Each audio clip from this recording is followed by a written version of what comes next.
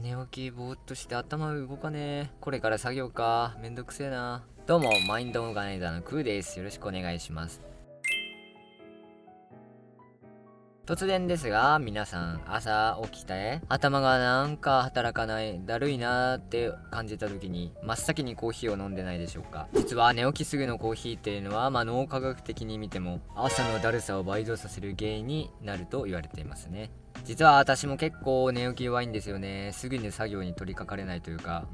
なんか1、2時間ぼーっとしてからようやく動き出すみたいなね。なんですけど、最近あることをし始めてから、寝起き比較的すぐにですね、集中モードというか、コーヒーに頼らなくても頭すっきりみたいなね、そういう脳を一気に覚醒させる裏技みたいなのを最近実践してまして。いや、覚醒といっても怪しいことではないですよ。本当に誰でも、場所はちょっと選ぶかもしれないですけど、すぐできる。ちょっときついですけどね。はい。できない人も中にはいるかもしれないですけど、最近このとあることをしだしてからすごい集中モードに切り替わる。起きてからすぐですね、作業に取り掛かるスピードが格段に速くなったので、ぜひ皆さんに紹介していこうかなっていう感じで今回この動画を撮っております。たった10秒あることをしただけで頭がシャキンと、やる気もガッと燃えるような、そんな裏技みたいな、脳トレなのか何なんでしょうね。脳をすっきり目覚めさせるテクニックですね。それはもうタイトルにもある通り、10秒間の逆立ちです。今回はそんな朝のだるさを一瞬で消し去り、脳を高速モードにさせる、最強のルーティン、10秒倒立、逆立ちですねの、驚くべき効果について解説していきます。よかったらぜひチャンネル登録お願いしますと。このチャンネルでは QOL を高める情報、脳を鍛えメンタルを安定させ、思考を整えれば最強になれるというコンセプトでやっております。人生の充実感、自信とかですね。人生の充実感っていうのは自分に自信がある状態で、自分がやりたいと思えること、活動が、明確な状態、自分の価値観ですねが明確な状態で、それに向かって集中できている状態になれたら充実すると思いませんか。そういう情報ですね。QOL という言葉に集約されると思うんですけど、その人生の充実感を高めるための方法ですね。で、今回は脳を鍛える方法ということで、全ての基盤ですね。脳が衰えていればメンタルも病みやすくなりますし、能力も落ちますし、作業スピードが落ちたりね、そういうのがあるんでね、今回は、全ての基本になる脳を鍛える回ですね。ぜひ最後までご覧ください。本題に行きましょう。逆立ちの効果についてですね。まずはじめに、冒頭でも述べた通り、朝だるいな、目を覚ましたいなっていう時についついやっちゃう NG 行動の代表例とも言えるのが、コーヒーを飲むなんですよね。コーヒーって眠気覚ましのために飲むんじゃないの？コーヒーを飲むことで集中力結構上がるけどなみたいな思うかもしれないですけど、実は朝一寝起きの、90分から2時間ですねの間はコーヒーを取らない方がいいという研究結果が実証されてますね。まずなぜ朝一のコーヒーがだるさの原因になるかですね。その仕組みですね。人間ってのは、寝起き直後、体を、覚醒状態、活動モードにさせるために、コルチゾールっていう物質が出るんですけど、その起床後、そのコルチゾール、目を覚ます、脳とか体を目覚めさせるために出るコルチゾールですねが、寝起きの30分から45分がピークと言われていて、そのコルチゾールが頑張って体を起こそうとしてる時に、カフェインが入ってくるとどうなるか。カフェインの覚醒作用とコルチゾールの覚醒作用が、ぶつかり合って、カフェインが入ってくることで体があれカフェインあるならコルチゾールいらなくねみたいな感じでコルチゾールの分泌を抑えちゃうみたいな、そこで生体リズム、本来あるべき正しいリズムが乱れて、それがだるさの原因になると言われてますね。体のリズムが狂うってことですね。わかりやすく一言でまとめると、さらにカフェインっていうのは眠気を起こす物質の代表とも言えるアデノシンっていう物質があるんですけど、そのアデノシンがその受容体みたいなのに塞がって溜まっていくと、アデノシンが溜まっていくと眠気が起こるんですけど、そのアデノシンが溜まらないように、そのアデノシンが収まる、受容体というか、そういうのが脳のスイッチみたいなとこあるんですけど、そのアデノシンが入ることで起動するスイッチみたいな感じですね。そこの穴を塞いじゃう、カフェインが塞いじゃって、そのおかげで眠気が起こらないのがカフェインの眠気を覚ます眠気覚ましの仕組みなんですけど、朝の寝起きってまだだちょっと眠いじゃないですか。あれって実はまだアデノシンがちょっと残ってて、コルチゾールが入ることで、徐々に消えてって、すっきり目が覚めてくるんですけど、カフェインがブロックしちゃうことで、消えずに残っちゃって、このカフェインが消えた時に、その溜まってたアデノシンが一気にそのレセプターというか、そのアデノシンが反応する受容体ですね。カフェインが塞いでたところに一気に埋まっちゃって、それで昼過ぎに一気に眠気が起こるという現象が起きてしまいます。なんで朝一のコーヒーってのは、寝起きすぎのコーヒーっていうのは朝のだるさを増長させるだけじゃなく、昼の眠気の原因にもなるっていうことですね。いや恐ろしいですね。目を覚ますために飲んでるはずなのにね。カフェインもちょっとショックですよね。俺の存在意義ってみたいなねなんてね、カフェインの心の声が聞こえてきそうですとか言ってね、こんなこと言っちゃうとなんかスピリチュアルっぽくなっちゃうんだよな。はい科学的にこのチャンネルはエビデンスを持ってやっていこうと思います。はい。再現性、誰がやってもできるってのが大事なんでね、大事にしてるポリシーですね。誰がやってもうまくいく、できる、効果がある、そういう情報を発信できるように日々リサーチしております。まとめると、寝起きのコーヒーのせいでだるさが増すのでやめましょうねっていう話ですね。はい。なんでこのコーヒーの話をしたかといったら、せっかく倒立をして、これから話をする、逆立ち倒立、どっちでもいいんですけど、をして目を覚ますってなっても、そのカフェインが強すぎて、そうですね、カフェインがだるさを引き起こす作用が強すぎて、あれあんま効果ないなみたいなったら、本末転倒なので、そのだるさの原因の最大というか、そのワースト3ぐらいに入る、コーヒーを飲むってのは気をつけてくださいねっていう、そういう注意喚起でした。今日紹介するテクニックですねの効果をさらに高めるために、必要な知識なので、今ちょっと冒頭でお話しさせていただきました。じゃあコーヒーはいつ飲めばいいのって話なんですけど、だいたい90分から120分、コルチゾールの分泌が穏やかになって、あとアデノシンも消えてくる頃がだいたい90分から120分ですね。なんで寝起きの2時間以内はコーヒーを飲まないって、これだけ覚えとけばバッチリですね。はい。朝だるくてコーヒーよく飲んでて昼も眠いっていう人はぜひこれを参考にしてみてください。ひょっとしたらその眠気覚ましに飲もうとしてるコーヒーが原因かもしれません。はい、それでは本題ですね。いよいよですね。ちょっと前置きが長くなりがちなんですけど、この動画を通して得られる目的というか、集中力を上げるために朝の活動的、スイッチ、すぐ作業に取り掛かれるようになるという目的ですねのためには必要なので、はい、しっかり話させていただきました。でこれからは逆立ちがなぜ集中力を上げるのかっていう仕組みを3つ紹介させていただきたいと思います。コーヒーの代わりに目を覚ますには何をしたらいいかって言われたら、逆立ちですね。これはプラシーボでも何でもなく、本当に物理的に集中力を底上げするやり方ですね。逆立ちの効果の仕組みの1個目は血流の逆立ちの効果の仕組みの1つ目は血流のポンプを強くするですね。本来人間っていうのは他の動物もそうですけど、頭が上にあるじゃないですか。なんで血は落ちてくる。それを逆立ちすることによって強制的に上に送り出す、心臓が上に送り出してる血がそのままひっくり返って下に行く。当然ながら上に上げる、血流より下に下げる血流の方が楽というか、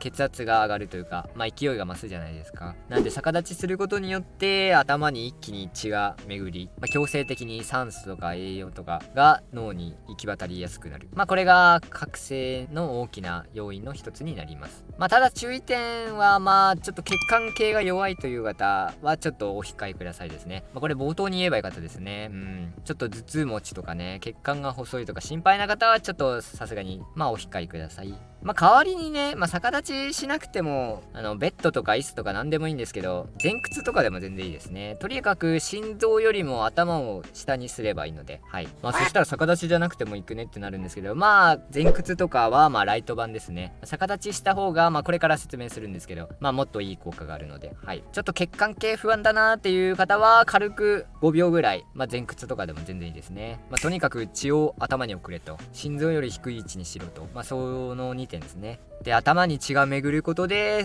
覚醒作用が一気に起き、頭がすっきりしますね。いや本当にもう逆立ちを5秒ぐらい毎回してるんですけど、作業の前に全然違いますね。集中力というかテンションも今日高いでしょ。はい、そういうことですね。はいどういうことだよってね。やっぱね思ったんだけど、ちょっとまた脱線するんですが、ちょっとやっぱりテンション高い方聞きやすいですね。はい、これからちょっともうちょっとテンション上げてやっていこうかなって感じですね。はい、ちょっと脱線しました。で、逆立ちの効果の仕組みの2つ目が前庭核への非日常的な刺激ですね。前庭核っていうのは重力センサーみたいなもので、耳の奥にある三半規管とかあるじゃないですか。バランスを取るのに重要な。で、前庭核っていうのは重力とか、あとは傾き、体のバランス、ちょっとすごい傾斜道にいるとおっとっとってなるじゃないですか。傾きを感じたり、重力は新幹線とか乗ってる時のG がかかる感じですね。あとは絶叫マシンとか乗ってる時のね、あれが分かりやすいかもしれないですね。重力がかかってる、重力に引っ張られてる感覚、あとは回転してる、傾きの延長みたいな感じなんですけど、逆立ちすることで回転、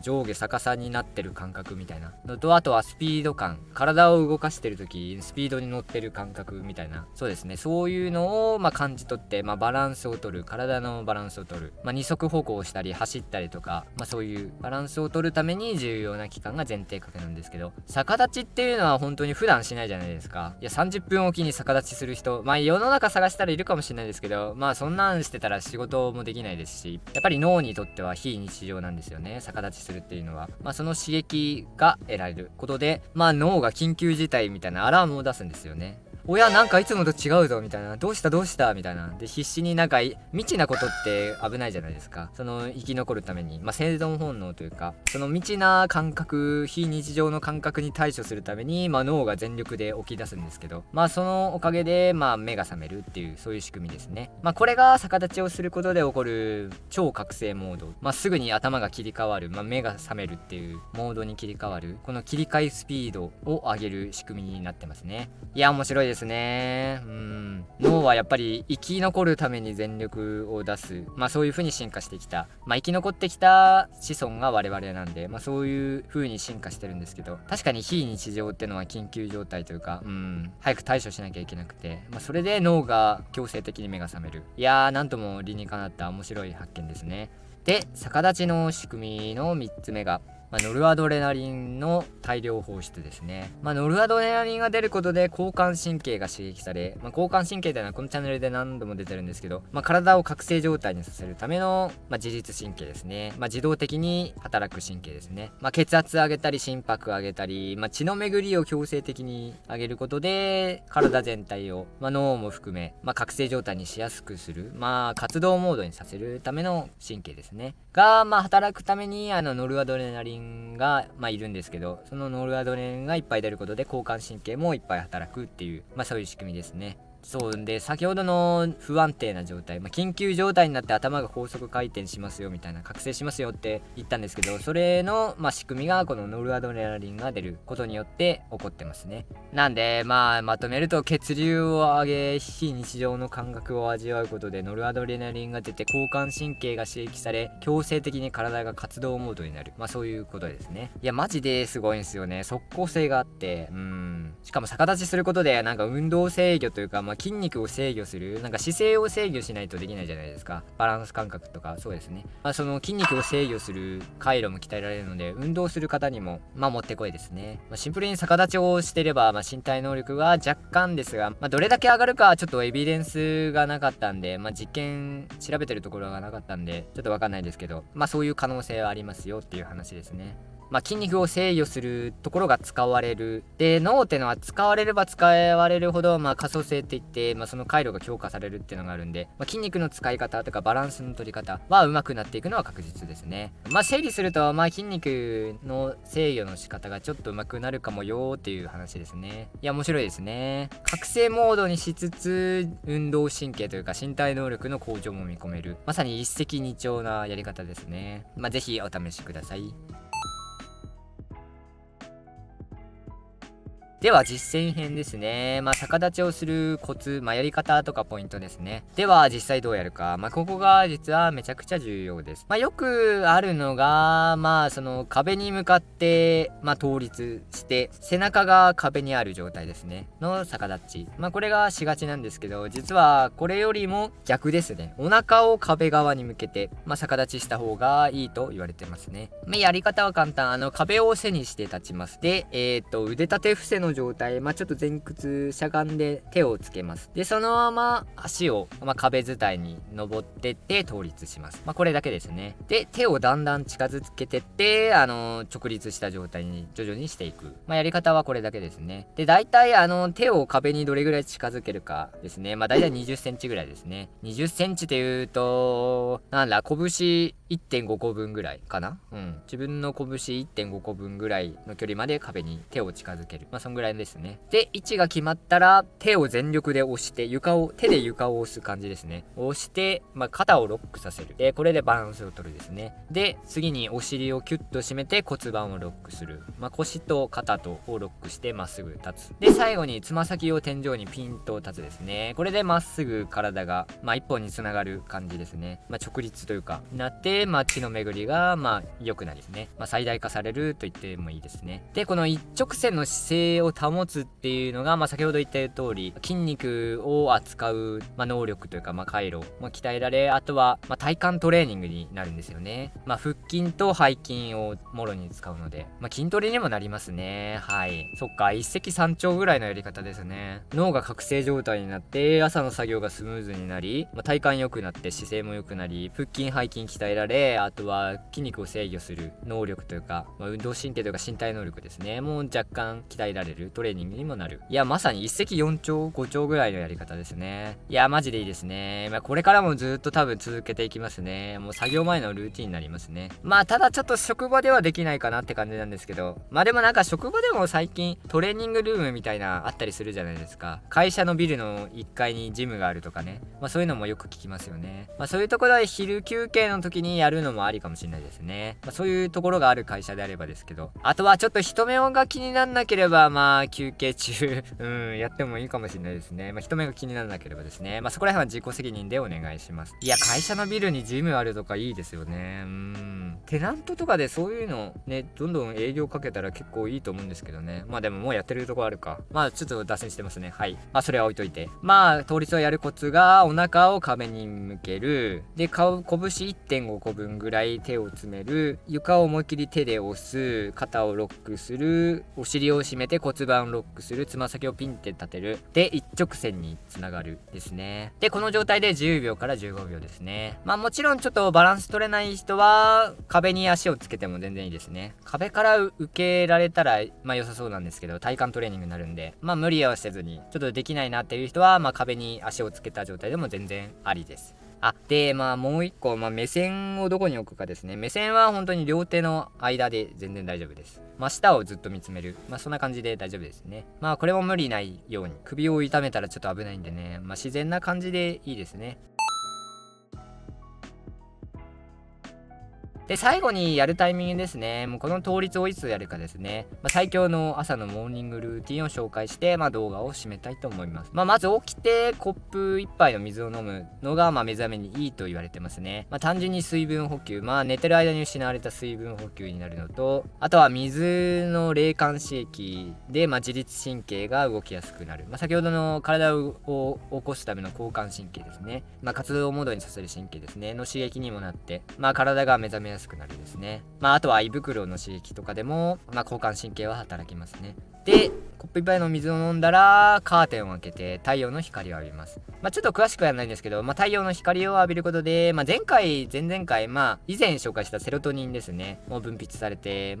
メンタルにもいいですしね、体内時計をリセットして、すっきり目覚めるためにも太陽の光はもってこいですね。で軽く散歩とかしてもありですね。水を飲む、カーテン開ける、散歩する、で帰ってくる、で帰ってきたら、朝食を食べる前に、倒立をする。で倒立をした後に作業をする。で作業をした後にご飯を食べるですね。ご飯食べてから作業でもいいんじゃないかと思うんですけど、ご飯食べると血糖値が上がって、それで血糖値が上がったことで、集中力が下がったりもしますんでね。せっかくの集中モードを無駄にしないためにも、倒立して90分、寝起きから90分から120分までの間ですね。その散歩までが30分、15分だとしたら、その残り、寝起きから90分120分後の時間まで、例えば6時に起きたのでであれば、7時半もしくは8時ぐらいまでその作業をするですね。クリエイティブな作業がいいと言われてますね。で、倒立してクリエイティブな作業をして、執筆とか、YouTube のね、アイデアを練ったりとか、何でもいいですね。で、その後に朝食を食べ、